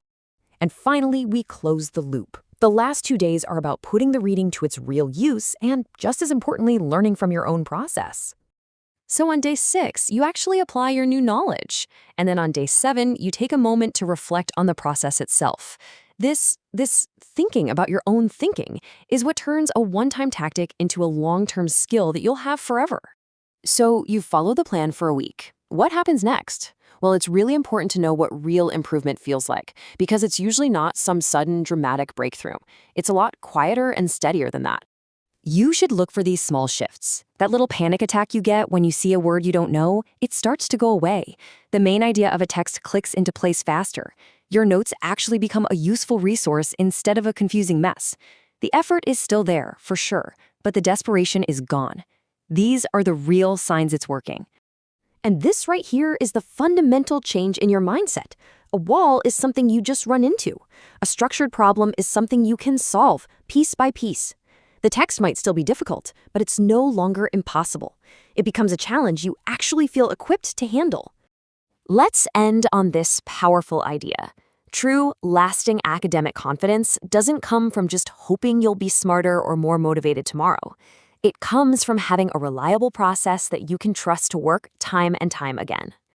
So, the final question is for you. Think about that dense article or that difficult chapter that's just sitting there waiting for you. How are you going to apply this plan to make it manageable? The power is in the process. Now go put it to work. Okay, if you've ever been a university student, you know this feeling all too well. You're staring at some super dense academic article, the clock is ticking, your eyes are glazing over, and you feel like you're getting absolutely nowhere. It's such a common struggle, but here's the thing.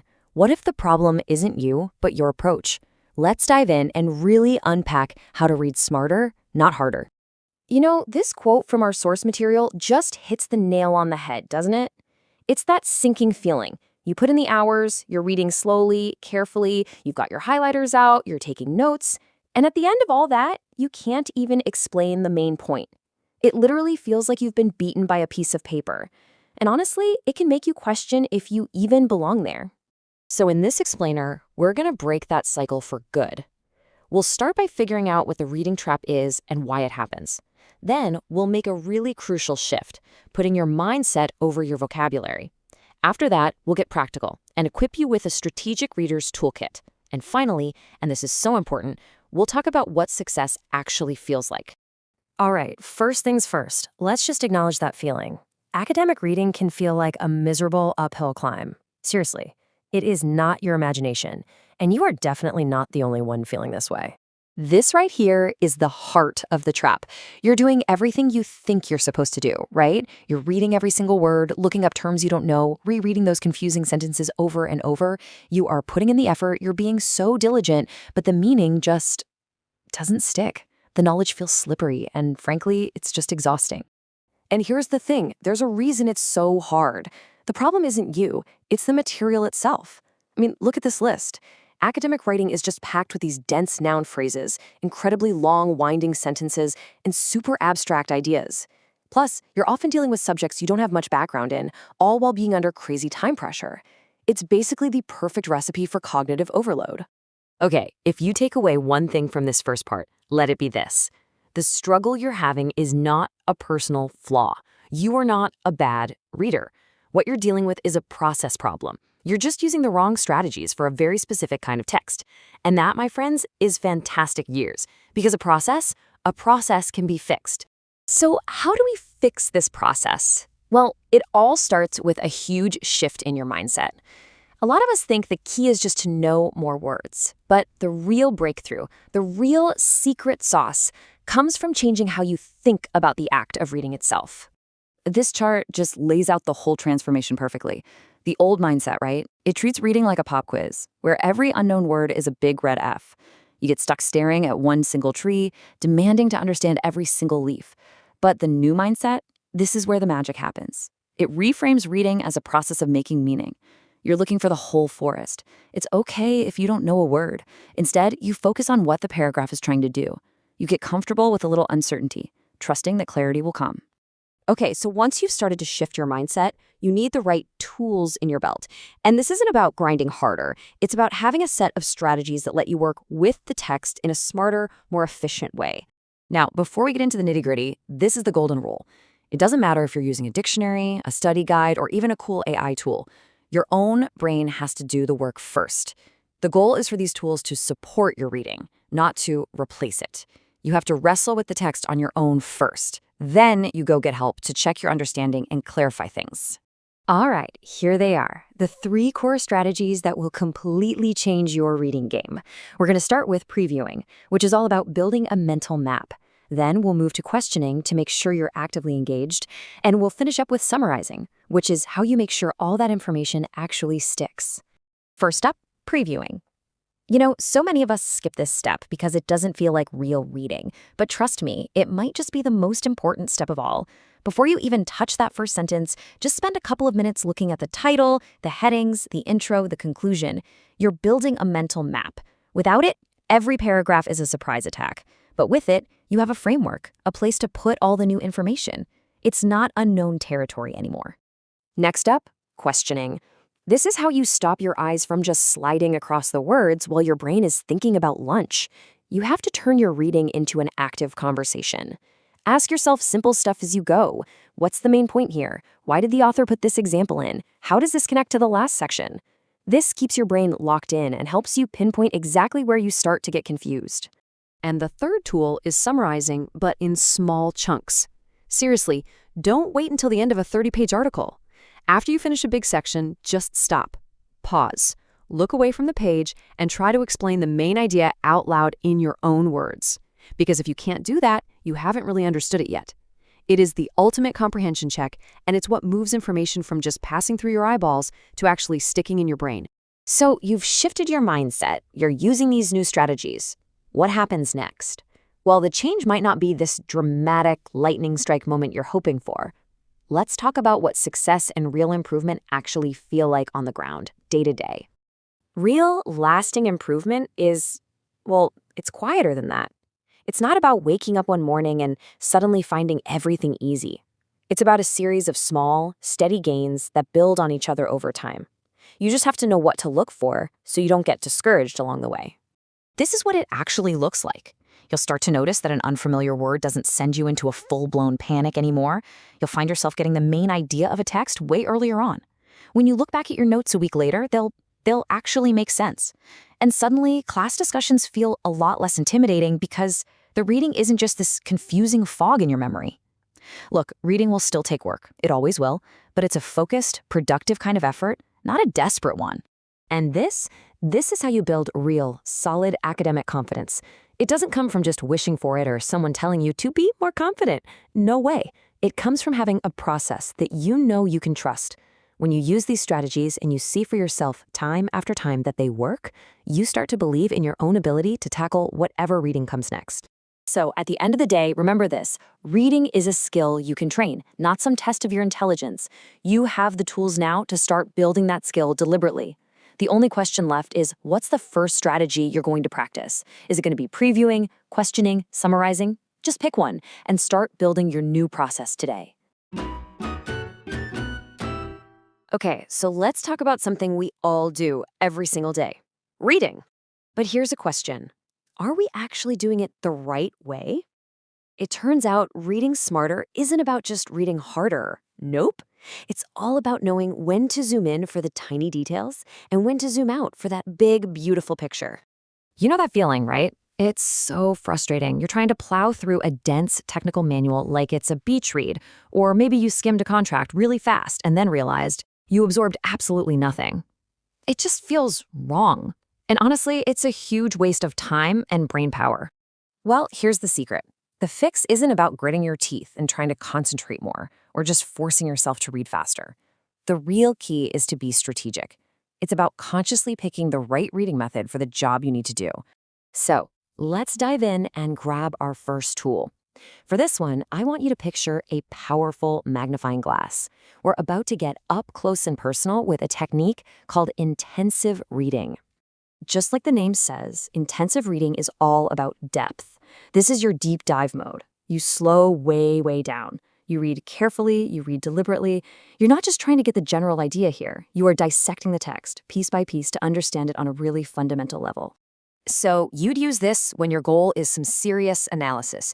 We're talking shorter, more complex texts, like a legal document, a scientific paper, maybe even a poem.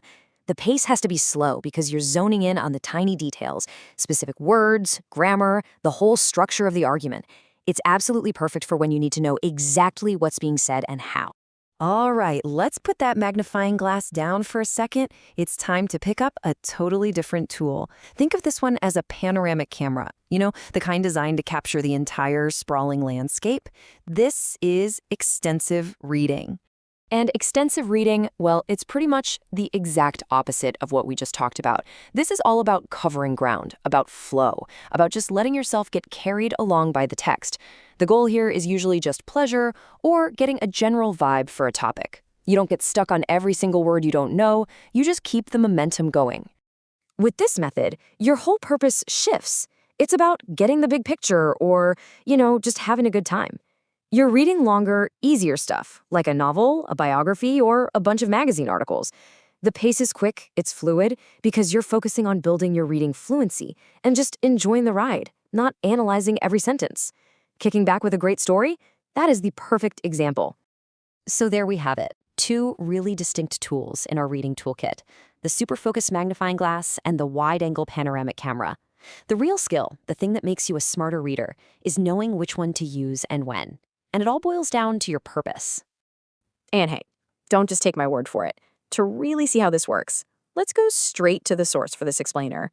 This whole framework comes from the work of Brian David Phillips, and he lays out this distinction really, really clearly. And here it is. This is where it all comes from. You can see this isn't just some random theory. It's a solid framework that helps us go from being kind of accidental readers to being intentional, strategic readers. Okay, let's put it all together. Seeing these 2 methods side by side like this makes it so clear. What's your goal? To analyze or just to enjoy? Is the text a complicated contract or a fun novel? Your answer immediately tells you which tool you need, the slow, careful magnifying glass or the fast-flowing panoramic camera. This chart right here is your cheat sheet. So if you take one thing away from all this, let it be this. We have got to ditch this idea that there's one single best way to read. It's just not true. The best readers aren't necessarily the fastest ones. They're the most flexible. They're masters at switching up their approach to fit what they're reading and what they want to get out of it. So, the next time you sit down to read something, just pause for a second. Ask yourself, what am I actually trying to do here? Am I grabbing the magnifying glass for a deep dive? Or am I pulling out the panoramic camera to take in the whole view? Making that one conscious choice, well, that's what reading smarter is all about. So, which tool will you be picking up next? All right, let's just jump right in. We have all been there. You know the feeling. It's late, you're staring at some dense academic article, and maybe you're even studying in a language that isn't your first. The sentences just seem to go on forever, the ideas are super complex, and honestly, with every single paragraph, you feel like you're just sinking deeper and deeper into confusion. It's one of the most frustrating parts of being a student. But what if the problem isn't actually you? What if it's your approach? And this quote right here, it just nails that awful feeling, doesn't it? You can pour hours and hours of hard work into reading something, highlighting, rereading it, trying to just force yourself to understand what's on the page. And then you look up and you realize you can't even explain the main point. It feels like you've been beaten by the text. Well, today we're going to change that. So first things first, let's really understand what we're up against. Let's call it the reading wall. What is it that makes these academic texts feel so impossibly heavy? It's really important to know what the problem is because, well, it's not just one thing. When you really break it down, this challenge comes down to 3 big hurdles. First up, you've got the dense language itself. The super formal tone, the really complex sentences, and all these abstract ideas just packed together. Second, you're often dealing with background knowledge gaps. What that means is you're trying to process the language and learn brand new concepts all at the same time. And third, all of this is happening under constant pressure. You've got other classes, you've got other deadlines. This creates what researchers call cognitive overload. Your brain just can't keep up with it all. So listen, here is the most crucial takeaway. If you're struggling with this, it does not mean you're not smart enough or not working hard enough. That feeling of being beaten by a text, it's almost never a personal flaw. It's a problem with your process. The issue is the way you're trying to read, a way that's costing you way too much energy for way too little understanding. So let's talk about the solution. We need a smarter approach, right? This means we got to shift our mindset away from just, decoding individual words on a page and move towards something way more powerful, actually making meaning. See, reading comprehension is so much bigger than just knowing a lot of vocabulary. It's the act of constructing meaning. It's about seeing the main idea, understanding how all the little details support that idea, and noticing how the paragraphs connect to each other. You could know every single word in a sentence and still have no clue what the author is actually trying to say. And this quote just illustrates the trap perfectly. Often we think we need to understand every single word before we can move on. But doing that is like staring at one single tree so hard that you completely miss that you're standing in a giant forest. Really strong readers, they're actually comfortable with a little bit of uncertainty. They keep moving so they can see that bigger picture. Now, this is where tools like NotebookLM can be a total game changer, but we have to make a really critical choice. Are we using them for support, or are we using them for dependence? Support helps you become a better reader. It lets you check your own understanding. You are guiding the tool. Dependence, on the other hand, does the opposite. It just replaces your understanding. It weakens your ability to read on your own, and it lets the tool guide you. The goal here is to get stronger, not just to outsource all the work. And that brings us to a simple but really powerful guiding rule for any study tool you use. Read first, use help second. Always try to understand it on your own first, then use the tool to check. Try to summarize it in your own words first, then compare. This one little habit keeps you in the driver's seat of your own learning. Okay, so with that new mindset, let's get into the practical tools. This next part is all about the actual steps you can take, backed by research, to start reading with way more purpose and clarity. And you can start using them tonight. This is it, the 4-step process that can totally transform how you read. We're going to preview, skim, question, and summarize. Now, don't think of these as 4 extra tasks. Think of it as one fluid strategy. This isn't about adding more work. It's about making the work you're already doing way, way more effective. So let's break them down. Step 1 is to preview.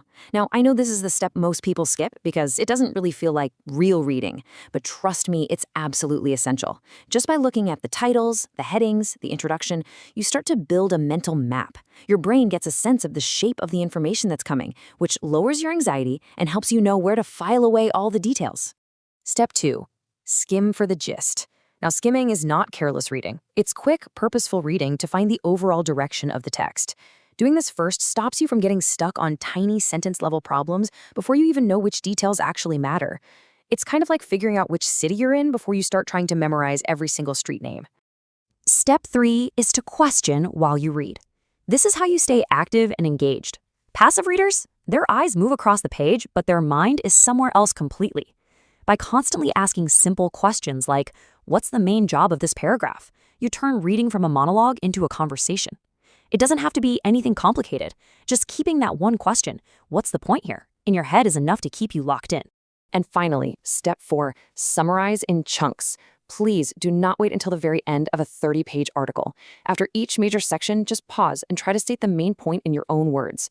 This is the ultimate comprehension check. If you can't do it, you know exactly where you got lost. Plus, the very act of pulling that information out of your brain is one of the best ways to lock it into your memory for good. Okay, so you start using these strategies. Where does that lead? Let's talk about building real, lasting confidence. Let's talk about what genuine improvement actually looks and feels like. You know, we often have this idea in our heads, don't we? That improvement should feel like this huge, dramatic lightning strike. That one day we'll just wake up and suddenly, magically, we'll be able to read these dense articles with no effort at all. But is that how it really works? Nah. Real improvement is usually much, much quieter. It shows up in these small, steady ways. You start to notice that an unknown word doesn't send you into a full-blown panic anymore. You find yourself getting the main idea of a section a lot faster. Later on, when you look at your notes, they actually make sense. The reading, it still takes work, of course it does, but it's a focused, productive kind of effort, not that old, desperate, sinking feeling. And that's really the big idea here. Real, lasting confidence doesn't come from just wishing you'll get better or waiting for some bolt of inspiration. It grows from having a process you can actually trust, a method you know works, a a routine that'll carry you through, even when you're tired and the text in front of you is really, really difficult. And when you finally stop feeling defeated by a bunch of words on a page and you start feeling, pretty confident that you know what to do next, that is a very, very good place to be. Have you ever sat down to tackle a difficult task, put in a massive amount of effort, and felt like you were just spinning your wheels until the whole system locked up? For university students reading academic texts in English, this feeling is incredibly common. Approaching a dense article by trying to read and translate every single word immediately kills all forward momentum. Look at this page from an academic paper. A single paragraph might pack a main claim, a definition, a reference to previous research, and an exception in long, unyielding sentences with highly formal vocabulary. Staring at a structure like this and decoding it word by word causes cognitive overload. Your brain only has so much working memory. If all your mental energy burns up just trying to untangle syntax, there is nothing left over to grasp the actual meaning. Coming away from an hour of reading without remembering what you read isn't a reflection of your intelligence. It means your current process is costing you too much energy and yielding too little comprehension. It is a mechanical problem, and you can fix it. That's where AI tools like NotebookLM come in. Think of it as a diagnostic display for your reading process, a way to manage the difficulty of the text and calibrate your focus so your brain doesn't have to fight every battle at once. But to actually build your skills, there is a golden rule. Try first, check second. You have to engage with the material yourself before asking the software to clarify it. Using AI to completely outsource the reading provides a false sense of confidence. Without that initial effort, your own ability to process complex English begins to atrophy. The first step to fixing a stalled reading process is previewing. Entering a text without a mental map makes every new paragraph feel like an exhausting, isolated event. Instead, build a map. Read the title carefully. Scan the headings and subheadings. Then, upload the text to NotebookLM and ask it for a 3-idea roadmap highlighting the most important concepts. Once you have that rough map, you skim. Skimming serves as a rapid pass to catch the writer's overall direction, prioritizing the core argument over the supporting details. Building this macro map lowers the sense of threat. When you finally go back to read closely, the text has a shape, and your brain already knows where to file the incoming information. Even with a map, you will hit unfamiliar words. Stopping to look up every single one of them destroys reading momentum. Meaning builds across phrases and paragraphs, and constant interruptions force your mind to continuously reconstruct the thread. This bypass logic helps you keep moving. You look at surrounding sentences, determine the tone, and see if context provides enough meaning to continue. If a word seems vital, ask NotebookLM for a simple English paraphrase. This provides clarity while keeping your brain working inside the English language. Strong readers often accept temporary uncertainty. They keep moving, allowing the surrounding paragraphs to clarify the writer's point as the structure unfolds. The next step is making sure the meaning actually sticks. Passive reading, where your eyes move but your mind drifts, leaves you with almost no retention of the material. To combat this, break the text into chunks. Read a specific section, then look away and attempt to write a 2-sentence summary purely from memory. Now you can pressure test your understanding. Have NotebookLM generate its own short summary of that same section and compare it against yours. This reveals if you missed the central claim or focused too much on a minor detail. You can push this further by asking targeted questions. For example, check if you accurately identified the difference between the author's main argument and a supporting example. This cycle of testing and checking forces active retrieval. Producing a summary from memory makes the ideas stick far more effectively than passive rereading. Academic reading improvement shows up in quiet, steady ways. It arrives through the consistent application of these mechanical habits, rather than a sudden transformation. If you wait for the right mood to study, your progress will be fragile. You need a routine. This 30-minute cycle includes a 3-minute preview, 4 minutes to skim, 12 minutes of careful reading, and 5 minutes to summarize and check your work. Relying on a predetermined sequence reduces the friction of starting. You don't have to decide how to tackle a difficult paper. You just execute the next step in the cycle. This consistency is the true engine of academic growth. By repeating these strategic steps every time you sit down, you build fluency and confidence. Eventually, you'll notice a shift. Difficult academic texts stop feeling like impenetrable walls. They become structured problems that you have the tools to solve. So the next time you face a massive assignment, step back, map the text, chunk the reading, and use NotebookLM to support your process, not replace it. When you engineer a smarter process, the heavy lifting becomes natural. The gears finally turn as they should. Applying this method gives you control over your own academic capability, turning once overwhelming texts into a manageable, repeatable process.